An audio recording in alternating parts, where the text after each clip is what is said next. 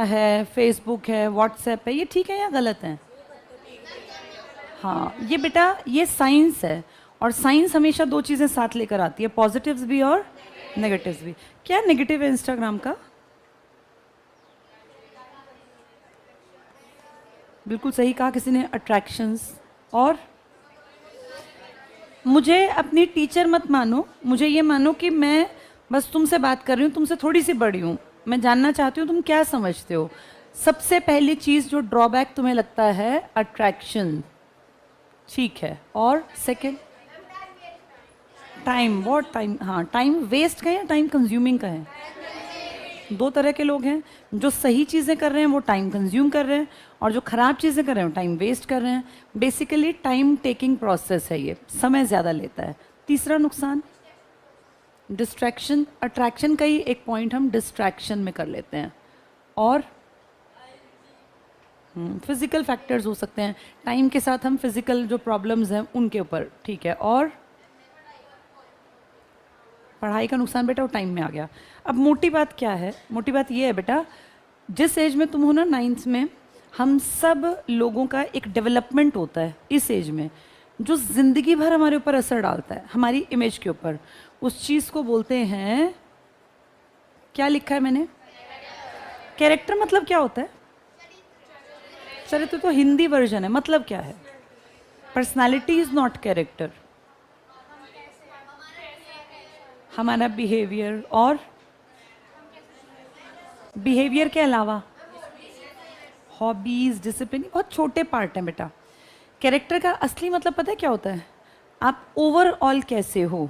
और अगर मैं इसको अपनी लोकल भाषा में कहूँ तो हम कैरेक्टर को मेनली मापते हैं, जिसको हम समाज के नज़रिए से, अपनी फैमिली के नज़रिए से कहें।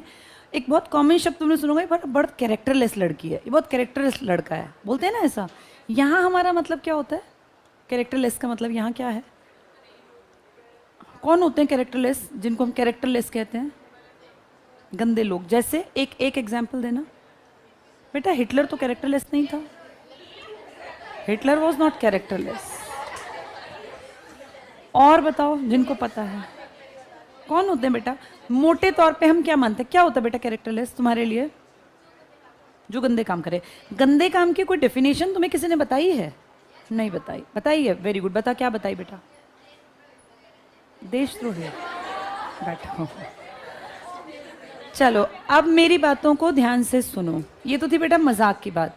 तुम्हें पता है हमारे इंडिया में दिक्कत क्या है? हमारे यहाँ पेरेंट्स अपने बच्चों से खुल के बात नहीं करते, और ये एक बहुत बड़ी प्रॉब्लम होती है जब हम अपने बच्चों से बात नहीं करते। तुम सब मेरे लिए मेरे बेटी और बेटे की तरह हो, और मैं बिल्कुल ये मानती हूँ बेटा, टीचर्स को फ्रैंक होके बच्चों की मुश्किलें पूछनी चाहिए, और बच्चों के मन में जो क्वेश्चन आए उनको बिल्कुल बेफिक्र होकर टीचर से पूछ लेना चाहिए। ये इतना ज़्यादा ट्रांसपेरेंट रिश्ता होना चाहिए जैसे माँ का अपने बच्चे के साथ, जब तक वो छोटा होता है। लेकिन जब आप बड़े हो रहे होते हैं ना, तो माँ बाप बहुत सारी चीज़ों को अवॉइड करते हैं, उन्हें लगता है बच्चों से इस बारे में क्या बात करनी। जैसे जिस एज में आप लोग हैं, आपकी एज बेटा पुबर्टी की एज कहलाती है। पुबर्टी पता है ना सब लोगों को ये? इसमें बहुत सारे फिजिकल चेंजेस आते हैं, हाइट बदलती है लड़कों की, देखो हाँ, वॉइस चेंज हो जाती है, लड़कियों में भी चेंजेस आते हैं, फिजिकल अपीयरेंस हमारी बदलती है। इस टाइम ना बेटा सबसे बड़ी चीज़ जो आपके बन रही है आपके अंदर, बॉडी, ये तो एक अलग बात है, ये तो एक नेचुरल प्रोसेस है। इस टाइम पे आपके अंदर सबसे बड़ी चीज़ कैरेक्टर बन रहा है। और ये कैरेक्टर पता है किसे कहते हैं बेटा? कैरेक्टर लेस शब्द क्यों यूज़ किया जाता है? जिसका चरित्र अच्छा ना हो, चरित्र में आता है। देखो बेटा, ज़माना बदल रहा है, चीज़ें बदल रही हैं। आज जेंडर का बहुत ज़्यादा अंतर नहीं है, लड़का लड़की सब समान है। और मेरे पास तो दोनों बच्चे हैं, बेटा भी बेटी भी। मेरा ये मानना है दोनों बराबर हैं, इनमें कोई डिफरेंस नहीं है। मैं उस ज़माने की टीचर बिल्कुल नहीं हूँ जिनका ये मानना था कि लड़कों को ज़्यादा हक मिले, लड़कियों को कम। लेकिन मुझे ऐसा लगता है कि कुछ नॉर्म्स होते हैं बेटा, वैल्यूज़, कुछ ये मान लीजिए कुछ बंदिशें समाज ने बना रखी हैं बेटा। अब देखो एक छोटी सी बात करती हूँ। हमारे घर में, अपने घर से सोचो लड़के लड़कियाँ, एक लड़का है जो खेलने गया शाम को, और वो 8:30-9 बजे तक खेल के आ रहा है। एक लड़की है, 9th के ही हैं दोनों, जुड़वा भाई बहन। लड़की है जो गई थी घर से और 8:30 तक वापस नहीं आई।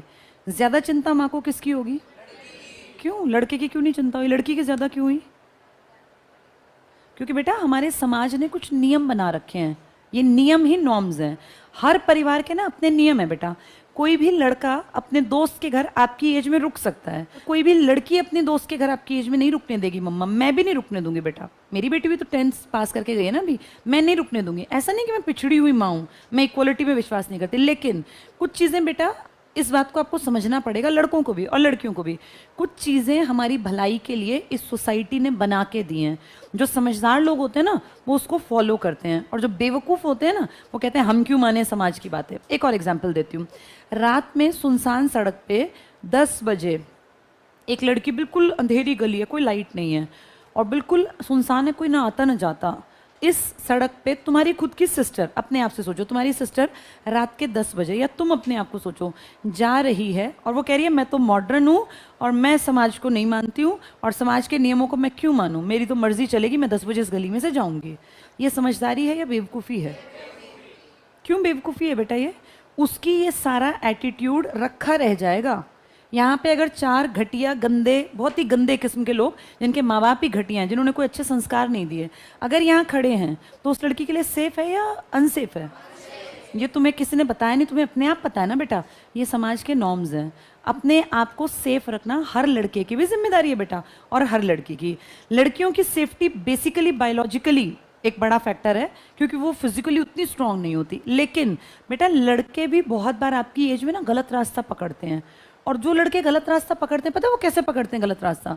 मान लो कोई लड़की है और वो लड़की उसको अच्छी लग रही है, आपकी एज में बिल्कुल नॉर्मल है। मैंने कल इन लड़कियों के से भी ये बात की थी, कोई भी अच्छा लगना, हमारी बॉडी में फिजिकल चेंजेस हो रहे हैं, हार्मोनल चेंजेस हो रहे हैं, हमें अच्छा लगना बिल्कुल नॉर्मल नेचुरल है। लेकिन हमारे दिमाग में एक बात हमेशा एक्टिव रखनी है हमें, कि हम करियर बनाने को पहली प्रायोरिटी देंगे।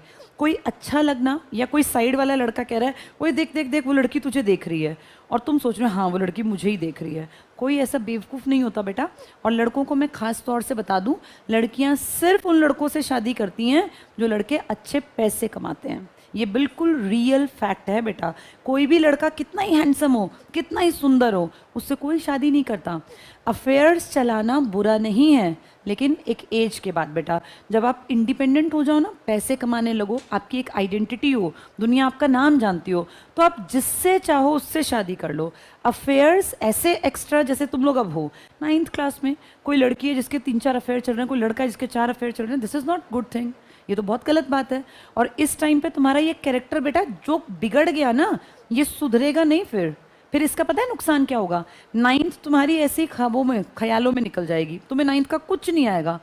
जो इस टाइम बिगड़ता है वो बिगड़ता बिगड़ता बिगड़ता जाता है बेटा। 10th पूरी उसके सिर पे से जाएगी, वो 11th 12th में भी नहीं सुधरेगा। पता है कब सुधरेगा? जब उसके ऊपर एक क्वेश्चन मार्क आएगा कि ना 10वीं में नंबर आए ना 12वीं में, अब क्या करेगा।